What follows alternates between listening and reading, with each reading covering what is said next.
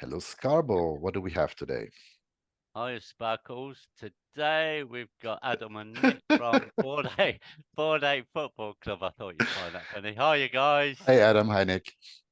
Hi guys, Hi how you doing? guys. Thanks for joining us. So, Bored Ape Football Club.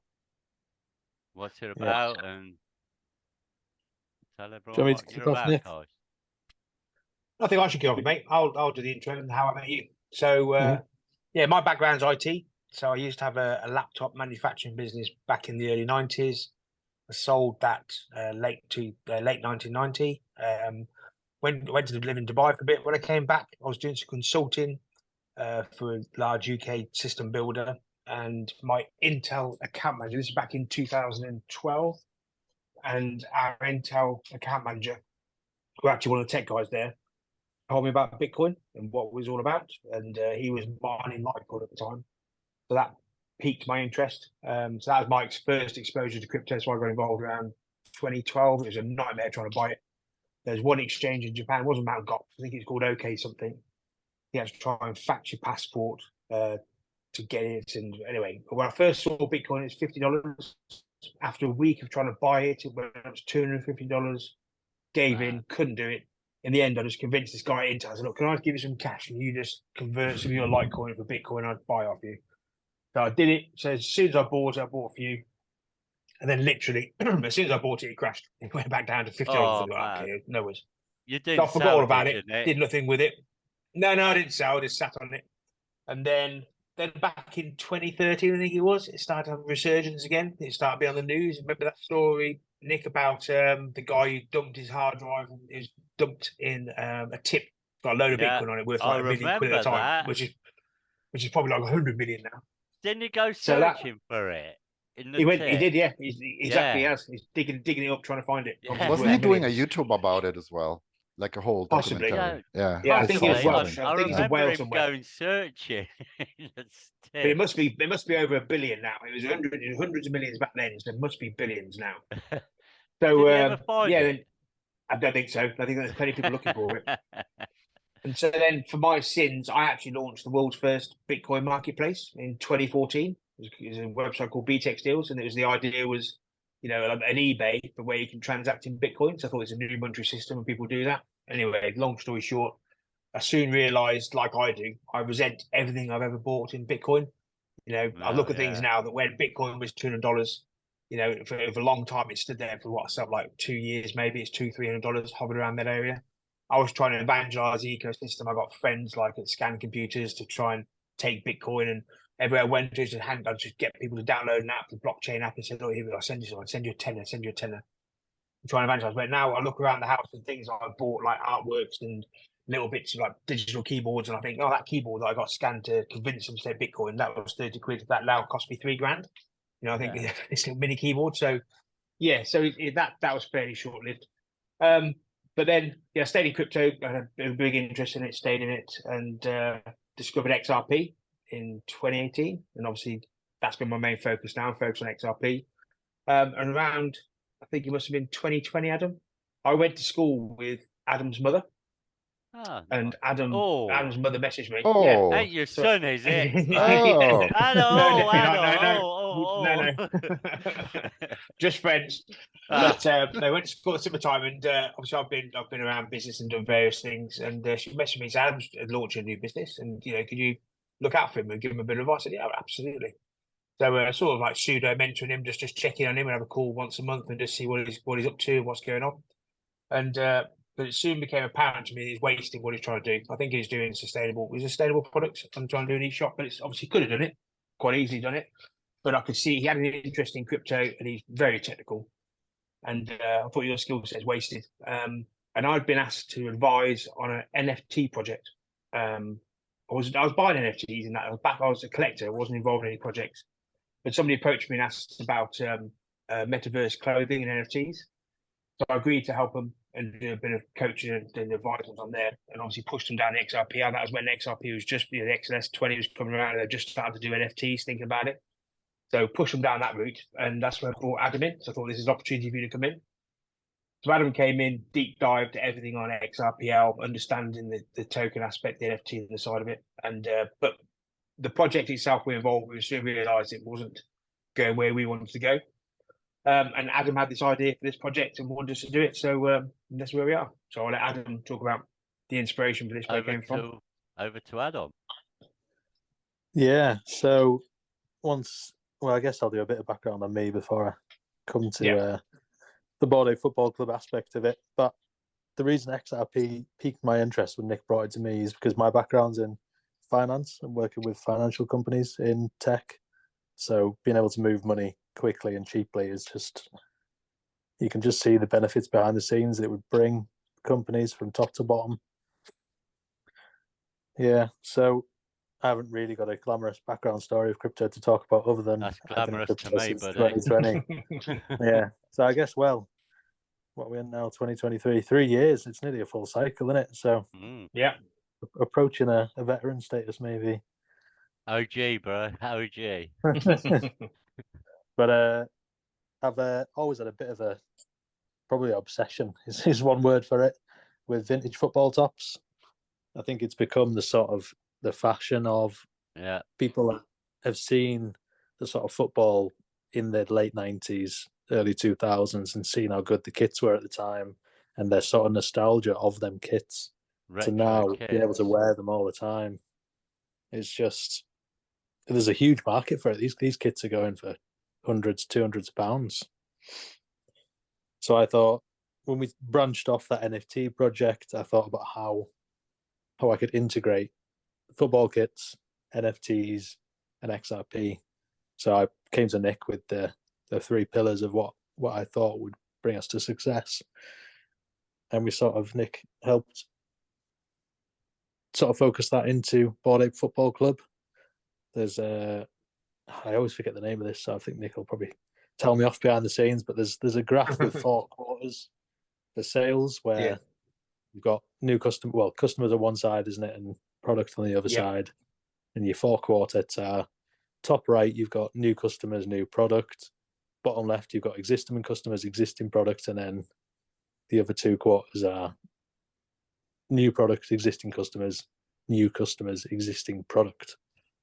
So that's where we took the inspiration from Bored Apes to sort of give that football factor something that people are already aware of, that so it's something that's provenly successful.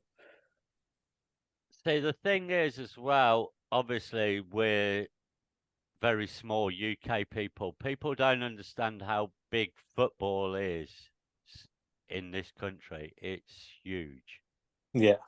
It's an everyday life. People live and breathe football. Yeah, it's all people talk about. To cover that off, so what Adam was referring to is the Amsoft matrix. So in business, but in business, obviously, if you're trying to grow your company, there's various ways you can go about it. You can try and sell new products to existing customers. That's one way to grow. Or you can find new customers for your existing products. The hardest thing to do is to sell a new product into a new customer. But that's where we didn't want to go. So when we're talking about, as you talked about, in the UK, football is everywhere. Crypto is a small percentage of the UK. Football is a massive percentage. Yeah. So what we want to try and do, we want to try and bring NFTs into the football community and to get them to engage in it and understand it and bring them into crypto. And so rather than bringing them something they've never heard of, obviously NFTs is new to them anyway, and then trying to advise them with a new brand, a new idea. This is where we thought, okay, the Bored Ape is the most famous. The Bored Ape Yacht Club is the most famous NFT product out there. So if you've heard of any kind of NFT, you've heard of the Bored Ape Yacht Club. So that's where we thought we'd tap into that kind of inertia. We'd tap into that kind of branding. So there's at least we push on a slightly open door. We're not starting from scratch. So that's the inspiration behind it. Yeah, not only inspiration, we can sort of celebrate how well we think Bored Ape Yacht Club have done. It's more of a... You can't knock them for what they've done. Yeah. No. But awareness to the community. Yeah.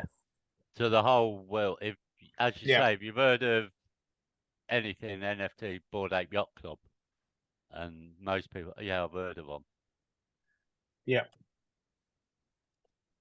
Yeah, so we're at the stage of project before XLS 20, and we thought we wanted to sort of announce ourselves with a bit of a bang. So that's why we did the billboard marketing campaign. So MD, if you could open that tab, please. Here we go. Cough, cough. Yeah, Go so on, to touch on that, Sparkles. to work with Adam. So there's a few projects that are doing advertising, British projects doing advertising in London. Obviously, got US based projects doing advertising in Times Square. One As we second, talked buddy. about, You need to play it, buddy. we're Midlands based. We thought we'd represent in Birmingham. Yeah. I nearly cheered Birmingham then. Yeah. Is this the right video here? Yes. Should be. Yeah. Let's go play it. Yeah, so this is based all around Birmingham. So on the M6 is that's a big skyscraper on the big billboard on Star Which City. one? If you know that, Nick. Star, Star City, City? yeah. Yeah, it's I on the roof of worked Star on City. Fort Dunlop by there. Oh, So okay, exactly you're where you are, on Star City. That's Star City there. Yeah, Wow. that's the roof of Star City. Yeah, so Yeah. it's right by the M6. Obviously, one of Yeah. the busiest motorways. And See, right I opposite, love obviously, it's quite supporting handy. Is a roof football. grassroots.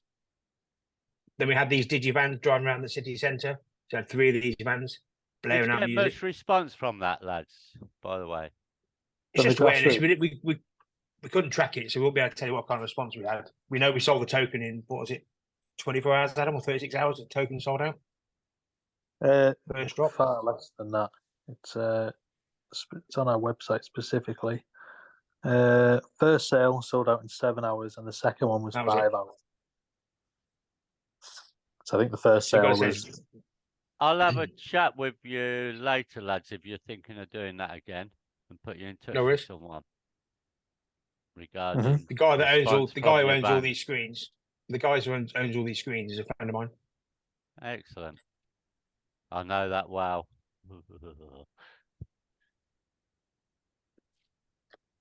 Yeah, Yeah. sounds good. That obviously got us off with a bang. Yeah. So that ticked off our announcement pretty well. I think that the video was taken really well. People were impressed by it. And that was when our partnership started with Ripple Van Winkle as well. Yeah. So Ripple Van Winkle, for people that don't know him, is a successful XRP-based YouTuber who has been a pretty Nearly as words. successful as us. But he's been he's definitely played a big part in our success and getting us to where we are today. Good. Yeah, it's So- been a great partnership. MD just showed ex-football players who are they part of you, or what do these guys do? for So you? these guys have been gifted NFTs to sort of.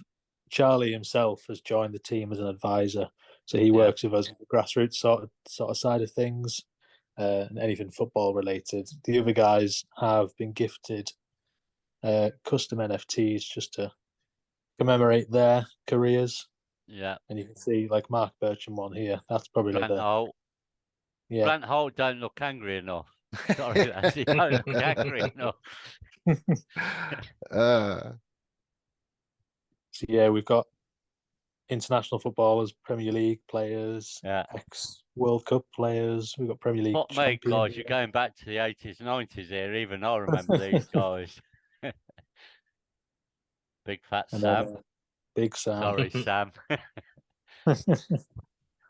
And the Irish Messi. Yeah. Wow. So yeah, for me as a football fan, it's been pretty surreal to be involved with these sort of names. Well, to know that these people know who we are as Yeah. well. It's not something that I ever thought would happen. So you go from watching them on the TV as a kid, and then To that's actually know them. So your roadmap, where we at, guys? Oh, someone's rejoined. Hmm. Or gate Um, crashed. Sorry, guys, I think I interfered with my earpiece and it cut me out. No worries, Nick. So where we at, lads, with the roadmap? 80%. Yeah, so the initial sort of objectives we had were obviously growing and building a community. So the first aspect of that was building a DAO. Sorry, I've dropped my phone there. Because we want, I think for a project to be successful in the crypto space, from what we've seen, is the community needs to play a big part in that success. The community at the end of the day drives you and where you are. You can Yeah. do as much marketing as you want, but unless you've got You need that behind it- community behind you, Yeah. tweeting or Xing as we're called now, anything trying to help you get out there. Xing. Xing. I think it's I've had a posting, load right? of it. I don't know Officially. what it is now. Yeah, Is it's it posting. Xing or posting? Posting. I like Posting. Xing. I thought it was zeeting. Instead of tweeting, Zeeting. it's zeeting. Yeah. Zeeting.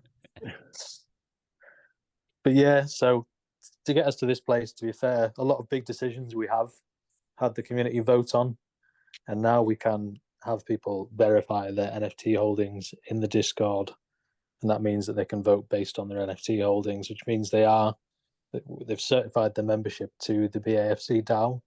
Yeah. So that's one objective ticked off.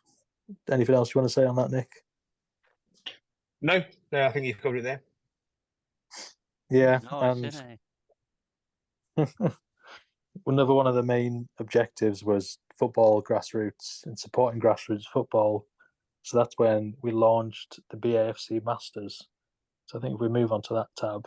See, this just blew me away with what you guys are doing here. It's amazing.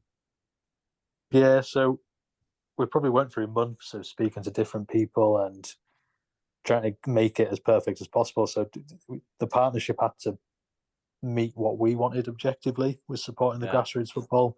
They had to share the same vision of us as us. And Ross from Street Football Tournaments blew us away with his sort of proposal and his history and his experience in grassroots football. And his energy. Yeah. But as you can Lovely see, chap. yeah, he's worked with Luton, I think, previously, and he's now working with Tottenham. Or Boo. Yeah. I'll have He to was boo Luton. Sorry, Luton. but he's done plenty of tournaments of grassroots football before, and so now we're sort of trying to build the biggest and best under nines tournament in the UK. So we could take what we'd done in June this year. Yeah, June. Yeah. I followed this on your Discord. I was blown away by what you're doing. Yeah, I all the think it's professional academies incredible. coming and stuff. Absolutely. And you'll only grow because word will get out there amongst the other teams. So I think it's awesome. So we had all the professional. Adam can speak to this better than I can, but we had all the professional clubs down there, obviously like Liverpool and the rest of it. And it wasn't those guys that won. It's what looked like an indiscreet small team. However, it discovers that it was ringers. Not I say ringers, but it was a group of signed players that all grouped together. Yes, Ringers. Wow. No fucking way. It wasn't done that way. It wasn't purposely done that way. It's just that these guys weren't playing at the time. They got pulled together into their locality, but they're all signed players. Harry Kane's son. 15 goals. Man. So these guys, where are they signed, Adam? I've got the wrong glasses. I can't see. The guys, the player of the tournament. I think it's West Ham from memory, but I can't read it on my phone either, so your glasses aren't going to help. Do you want to borrow mine, buddy? Binoculars. Well, I've got them today. I picked up my new varifocals. First time I have to admit to being old, and I can't. I'm sat here like a nodding dog trying to work out what I'm supposed to do with them. Buddy, you get used to it. You just look through the one and don't worry about it anymore. Yeah. But yeah, we've provided the platform now for these kids to sort of showcase their skills on the scale against these professional academies. Scouts will have been there. The academies, obviously, the people training the academies and coaching them will be watching other teams as well.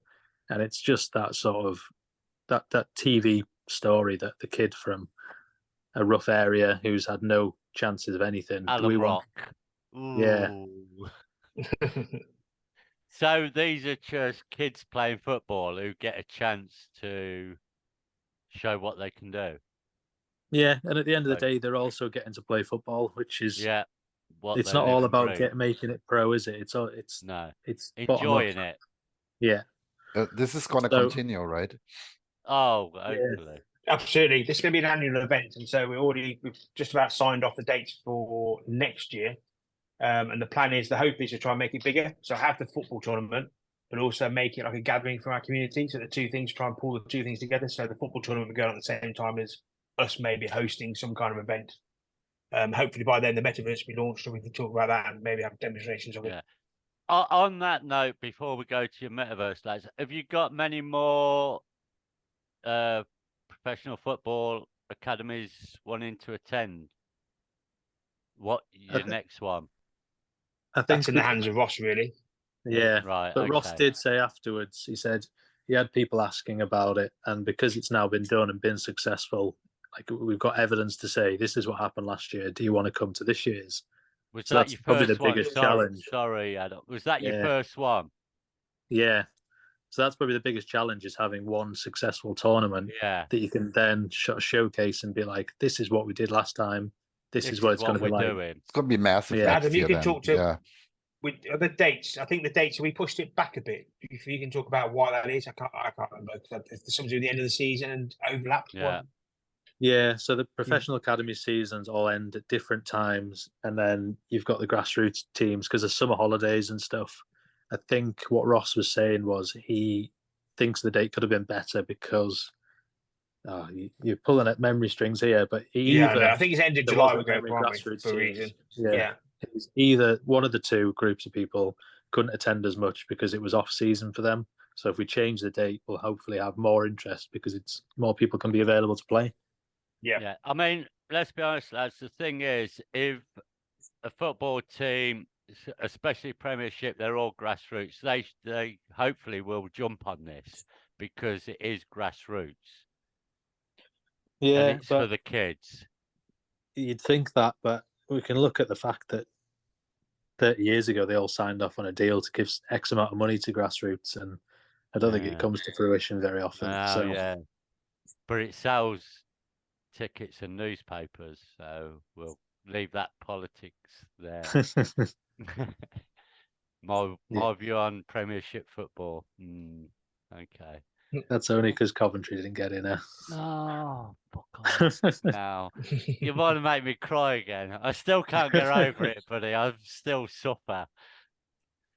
Yeah, I can imagine. I am sorry again. No, you're not really. I wouldn't be saying So- it if Carlisle didn't win. Wow, yeah. We'll be playing you next year, buddy. So let's move on to where we're going to next.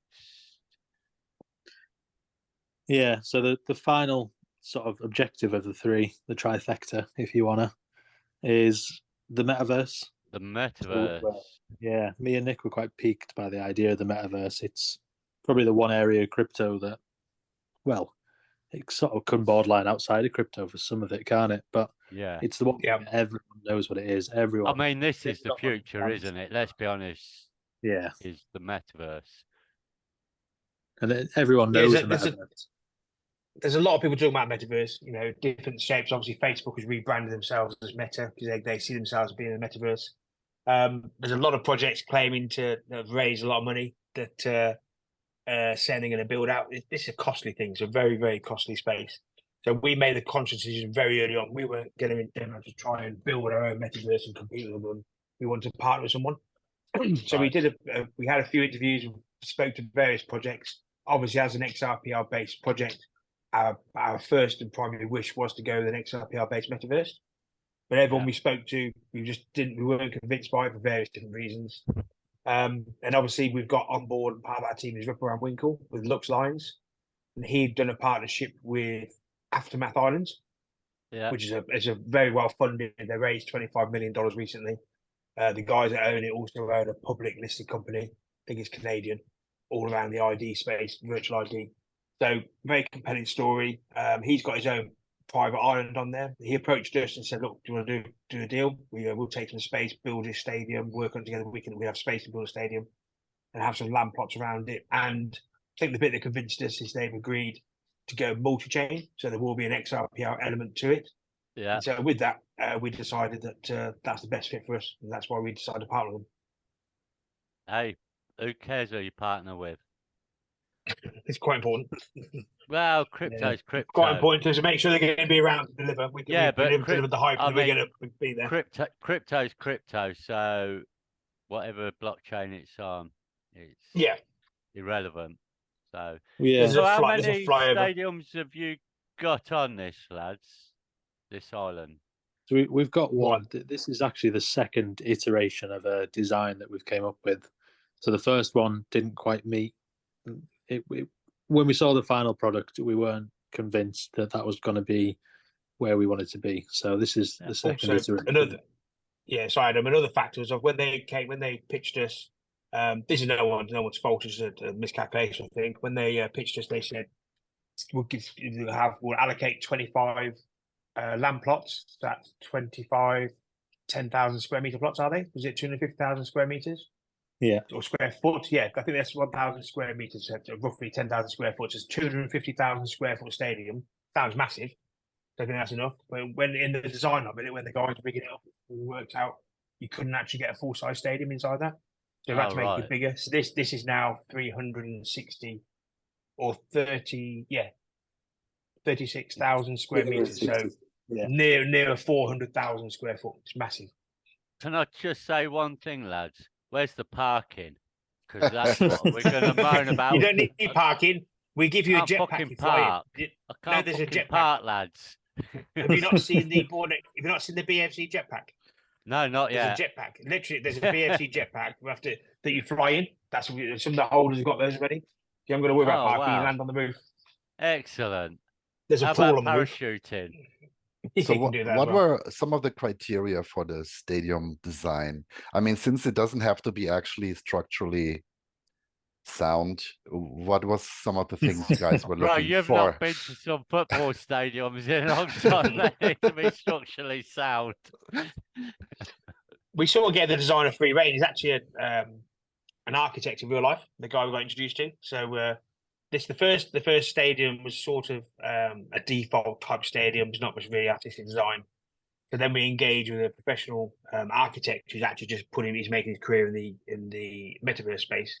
And so we worked with him, sort of gave him free reign, but the key requisite was it's got to look cool, it's got to be multi-purpose. So it's got to be a stadium, but equally, fast forward, we want to be doing rock concerts in there. So you can ticket in events. There's a pool on the roof, multi-purpose. There's suites in there.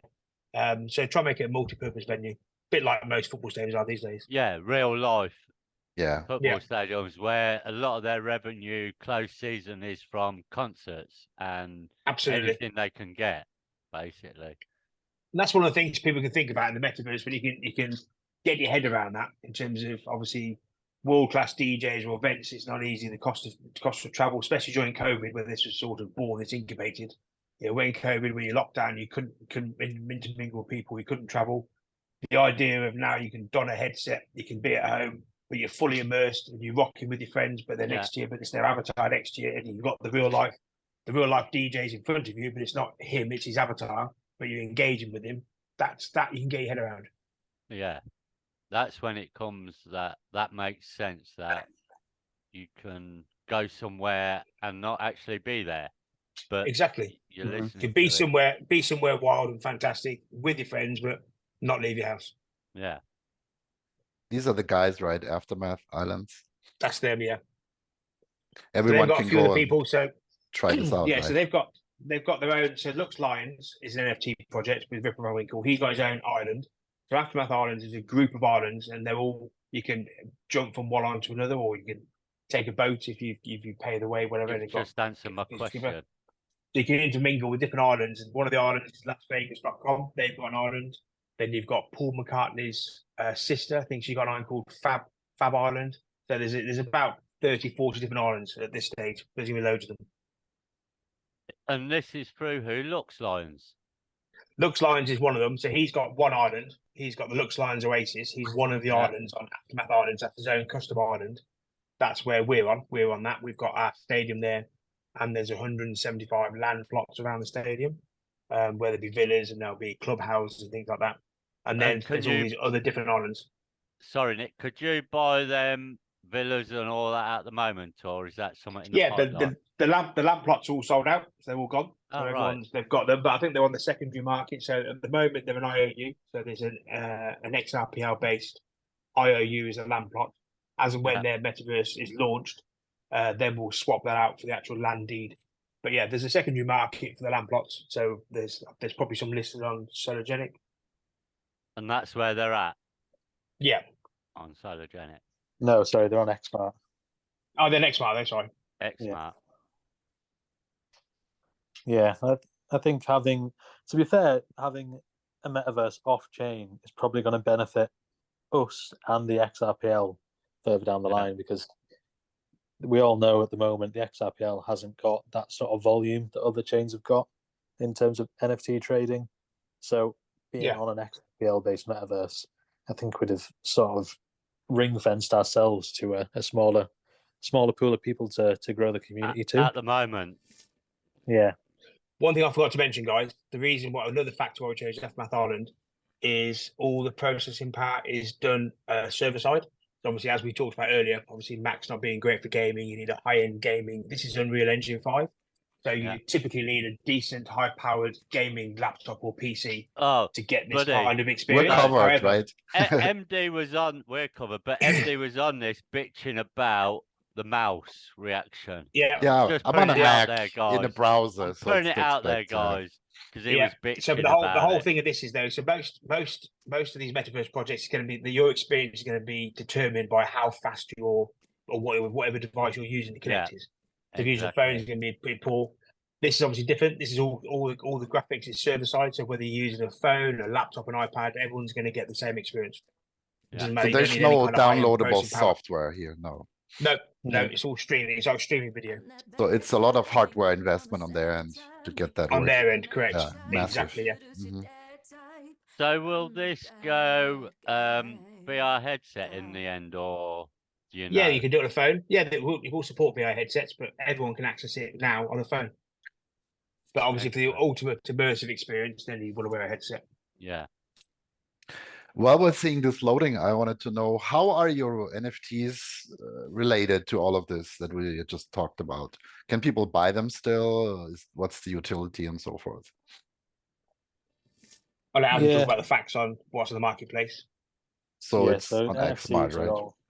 They're on XMart at the moment. We've got sort of the main collection, which is the 4,400 apes with various football shirts, and they've got various rankings. So we got common, epic, rare, legendary ones.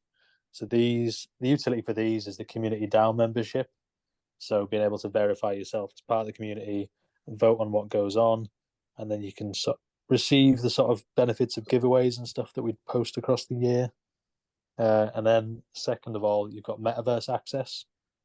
So everyone with an NFT will be able to access the Lux Lions Oasis and any sort of areas we decide.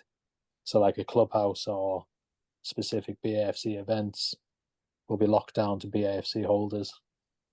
So, sorry, buddy. So if you had a legendary, would you get VIP access, or is that irrelevant? No, you get the same utility. Okay. But it's like trading cards, isn't it? Yeah. The old football trading cards. People always want the Panini. Yeah. With the original concept, the first primary purpose of the NFTs is for a PFP, so profile picture. That's the visual design. Obviously, the utility comes later.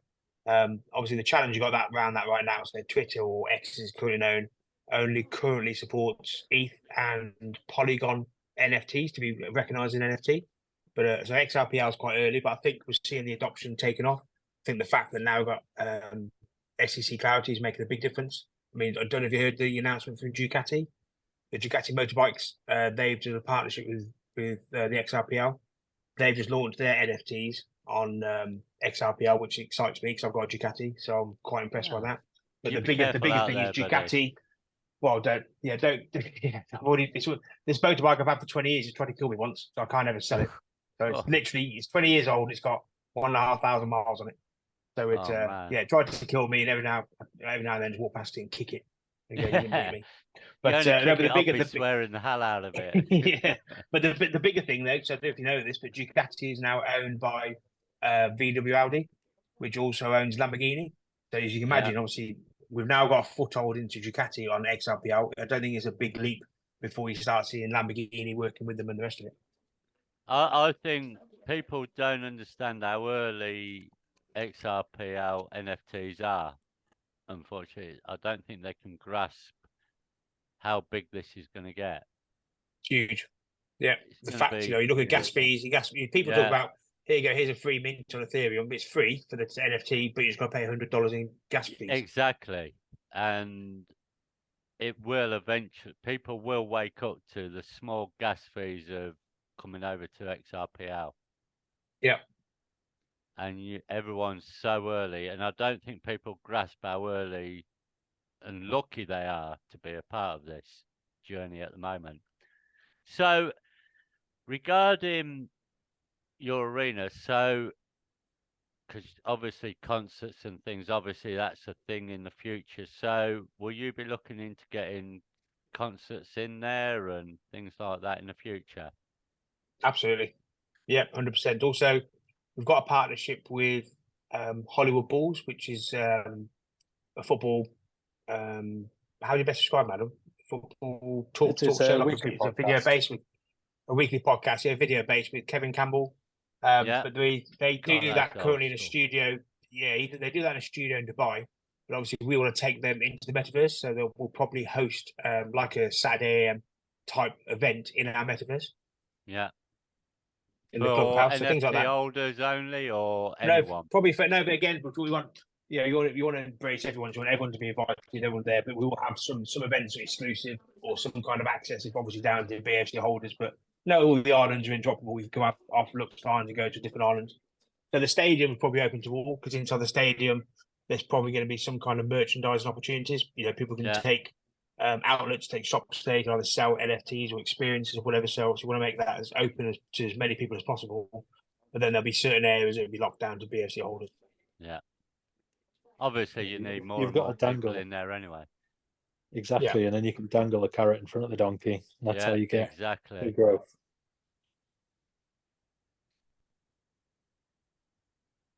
Awesome, guys. Yeah. So where are you at regarding NFTs? Are they still available to mint, or? Yeah, there's a lot of BAFC tokens still on Sologenic that can be swapped for NFTs. How much is an NFT? I think One BFC, isn't it? Yeah. And then the secondary market is, hold on, I'll just quickly whip up that. 20's the floor. Yeah. So we do actually post a weekly update to keep people, to make it as easy as possible for people to see where the price is. I still keep searching for this Coventry City one, buddy. But I can't see it anywhere. Man, it destroys me. You can always order a custom NFTs available. You how can much order a is custom a custom? Who do I talk to for a custom? Talk to Adam. We'll work it out for you. It'd have to be a retro one, Adam. A retro Cov. Yeah, I'll have to send you the pic of the new one. Show us your favourite kit, bud. Oh, definitely. It'd have to be the two-tone one, wouldn't it? Have to be. I have to say, I'm not a Coventry kit. Is that blue and white stripe? Was that I've got blue and white stripe? The new one is, but the two-tone was a couple of years ago. The white and black one. Oh, really? Okay. Yeah. I'll have to share it with you, Nick. Yeah. Oh, with the sort of checkerboard. Yeah. Two-tone. Yeah, I'll have to let you up, Adam. I have been to a football game at Cov. I can't think it's the old stadium or the new one, but it's the first time I'd ever experienced Bovril. We like half time, I went to the mate. pint and there's no bar or anything. I was like, what am I doing? You have a Bovril. And I'm like, what the fucking hell is Bovril? We love our fucking Bovril, mate, down in The football was that shit, mate. Back then, you needed That's the Bovril highlight to of keep the trip, yourself yeah. away. Yeah. Did you have a good Bovril? It was lovely, that. Don't be knocking Bovril. That's if you're looking up. See, they won't know Bovril. A lot of our listeners, they won't have a clue what Bovril is. It's a cup of gravy. MD's away Googling. MD's off Googling Bovril. MD's Googling Bovril. He's already Googled knob. He Googled knob. No, he's Googling Bovril. I didn't know how to write it. Buddy. Yeah. What, Bovril? Knob.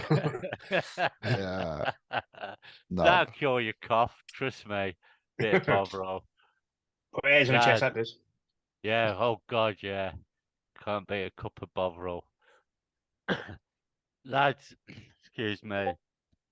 It's been awesome. Anything you want to add? No, I don't think I so. think it's been good. No, appreciate your time, guys. Yeah, thanks for Anytime, having us on. anytime. Great having you guys. Adam, Nick, thank you so much. Yeah, Adam, Welcome. Nick, thanks ever so much. Everyone, Have a good give them weekend, a guys. follow, give them a subscribe, do Check out the anything to support Discord, these guys. follow on Twitter. We'll post all of that. And thanks And for on watching. that- Thanks for being Thanks here. ever so much, Adam. Thanks ever so much, Nick. And on that note, No problem. to the moon. Cheers, guys.